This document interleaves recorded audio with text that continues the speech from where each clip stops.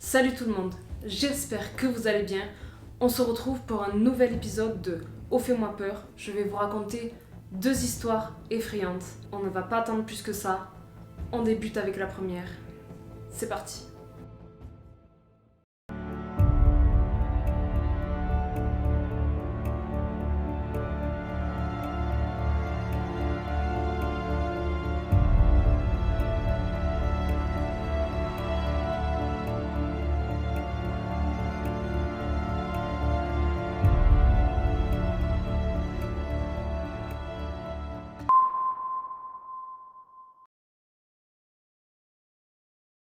Cette histoire effrayante se passe dans un hôtel à Los Angeles. Cette ville qui fait rêver un grand nombre de personnes et qui met des étoiles dans les yeux a pourtant un taux de criminalité très élevé. Il n'est pas prudent de rester dans la rue tard le soir ou de faire ses trajets à pied, et ça malheureusement c'est même en journée. C'est-à-dire que là-bas tout le monde a son véhicule et se déplace dans son véhicule. Et ceux qui n'en ont pas, c'est plus safe pour eux de prendre un Uber ou un taxi, un truc comme ça. Au mois de février, Aaron, sa femme Betty et leurs 2 enfants, Neil et Sarah, décident de se rendre à Los Angeles pour rendre visite à leur grand-mère et le frère d'Aaron. Le père d'Aaron est décédé quand celui-ci avait 8 ans et sa mère n'a jamais voulu se remarier ou refaire sa vie avec quelqu'un d'autre. Et donc, son fils aîné George n'a jamais souhaité quitter le cocon familial pour rester auprès de sa mère, mais c'est vraiment un choix de sa part. Et donc à ce jour, George vit encore chez sa mère, il n'a ni enfant ni femme, il n'a pas construit de famille. Ainsi, la famille d'Aaron, donc la famille Perkins, décide de rester 2 semaines pour bien en profiter parce que c'est pas souvent qu'ils se voient. Les Perkins habitent dans l'Indiana et là ils vont à Los Angeles, donc c'est pas du tout à côté. Ils ne peuvent pas dormir chez la grand-mère, elle ne peut pas les héberger car elle a une maison toute petite et en plus George dort déjà dans un clic-clac et il n'y a qu'une seule chambre, c'est la chambre de la grand-mère. Donc pas le choix, ils sont obligés de prendre un hôtel. Il s'agit du Lexi Hotel, un hôtel milieu de gamme qui se situe en banlieue et à 20 minutes en voiture de chez la grand-mère.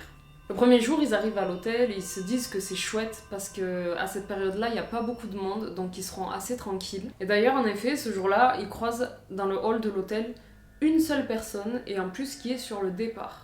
Mais c'est étrange parce que ça fait au moins 7 minutes qu'ils attendent dans ce hall et il n'y a toujours personne à la réception. Alors ils décident pour au moins la 5e fois de sonner, vous savez les sonnettes qu'il y a sur les comptoirs là, des hôtels des fois, pour signaler leur présence. Au bout de 2 minutes encore d'attente, ils se disent bon ben là on va changer de plan parce qu'il y a l'air d'avoir personne pour nous réceptionner, donc on va changer d'hôtel. Et c'est à ce moment-là qu'un homme d'une 40aine d'années arrive mais tout essoufflé.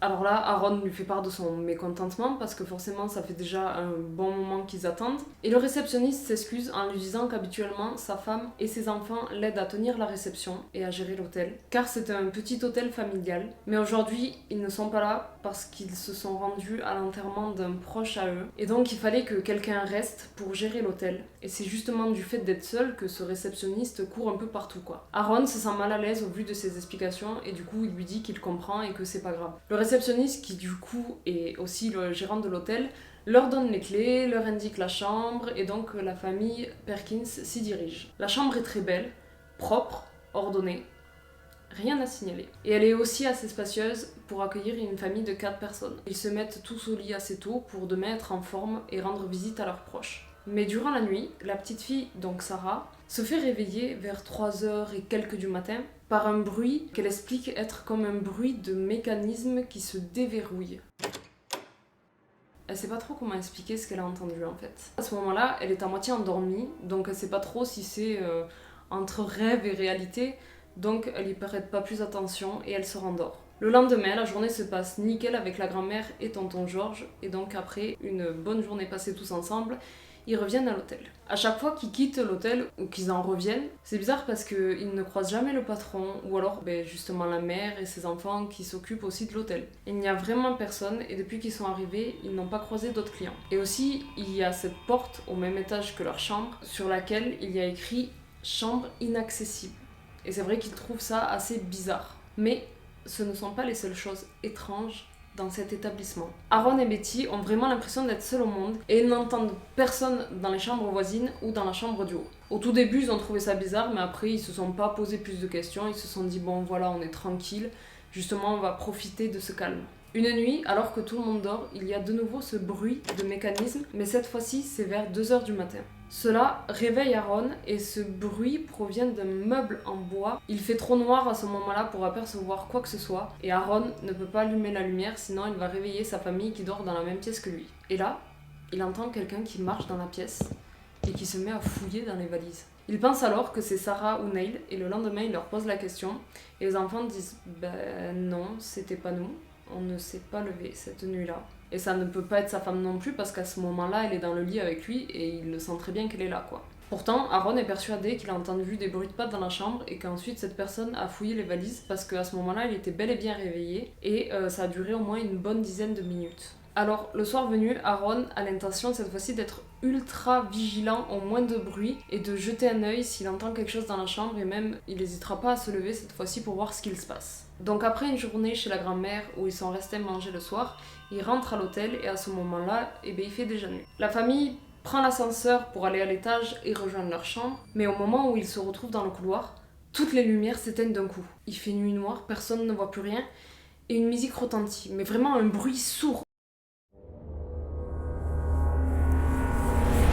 Une minute s'écoule comme ça dans le noir avec cette musique, puis d'un coup les lumières se rallument. La musique s'arrête et Aaron regarde autour de lui, mais il ne voit plus personne. Sa femme et ses enfants ont disparu. Il se met à courir comme un dingue dans tous les sens, il cherche vraiment dans le moindre recoin, mais il n'y a personne. Il va dans sa chambre pour chercher sa famille, et là il bloque sur ce fameux meuble qui fait du bruit la nuit, qu'on ne pouvait pas ouvrir. Maintenant la porte est ouverte. Il s'accroupit pour passer dedans, et de l'autre côté, il découvre une pièce. Une autre chambre en fait. Et c'est cette fameuse chambre où il y avait écrit sur la porte « Chambre inaccessible ». Dans cette pièce, il y a énormément, et dans tous les recoins, des photos du réceptionniste et de sa famille, sa tendre épouse et de leurs 2 filles. Celui qui a ouvert ce meuble devait vraiment être pressé pour le laisser entrouvert. Parce que c'est quand même une sorte de passage secret. Au fond de cette pièce, il y a une porte secrète dans le mur qui est également entrouverte. Il se dirige donc vers cette porte, l'ouvre, et là, assiste à une scène effroyable.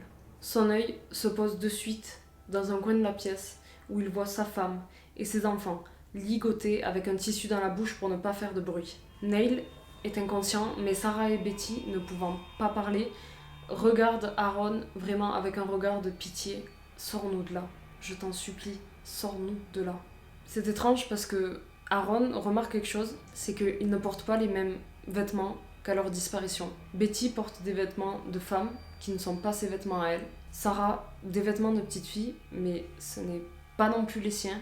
Et le plus étrange, c'est que Neil porte également des vêtements de petite fille.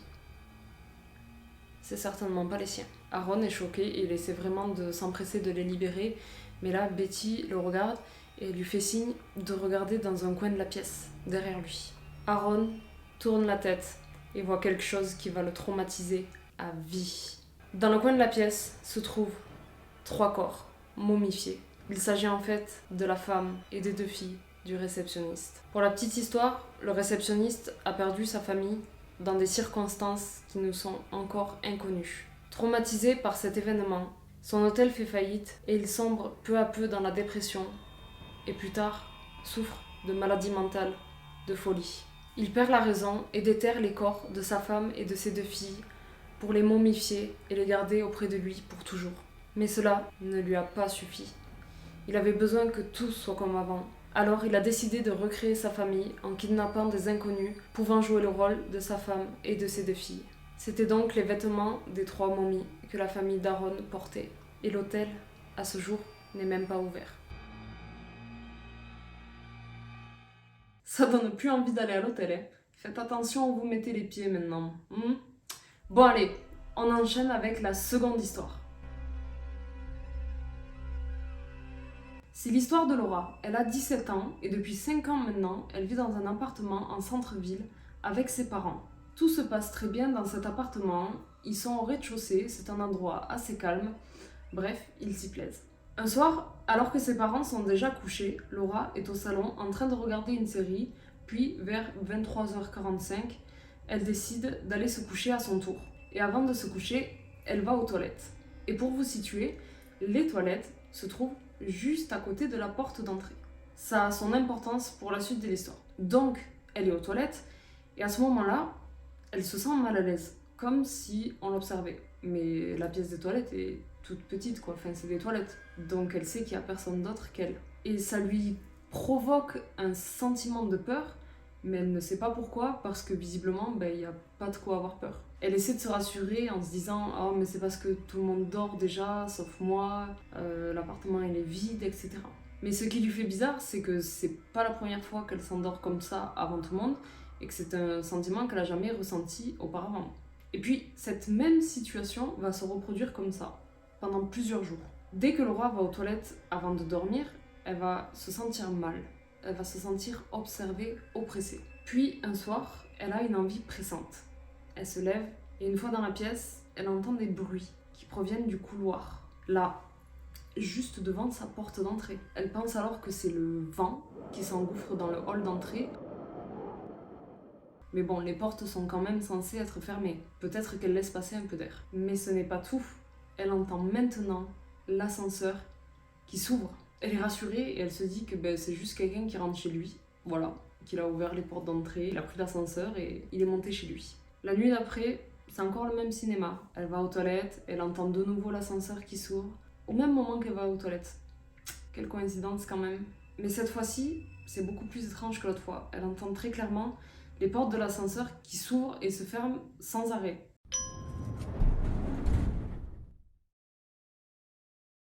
Ça fait tac, tac, tac, tac. Et ça continue comme ça. Et le plus inquiétant, c'est qu'elle sait très bien qu'il n'y a personne dans le couloir, parce qu'elle n'entend pas de bruit. Et puis en plus, il est 3h du matin. Qui ferait ça à 3h du matin? Là, par contre, elle commence à paniquer, elle se dit c'est vraiment pas normal.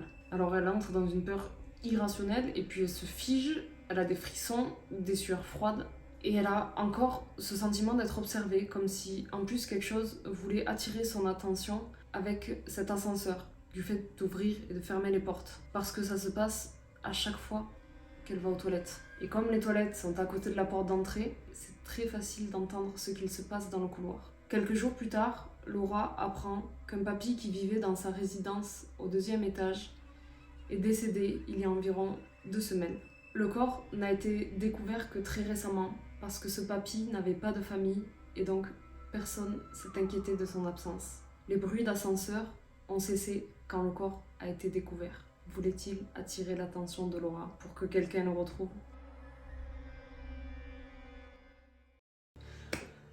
Ok les amis, c'est déjà la fin de ces 2 histoires. J'espère que vous les avez aimées. Si c'est le cas, comme d'habitude, n'hésitez pas à écrire un commentaire, à les partager et surtout à vous abonner à ma chaîne YouTube. Et je vous mets également mon Instagram en bas de l'écran. N'hésitez pas à me suivre. Bye.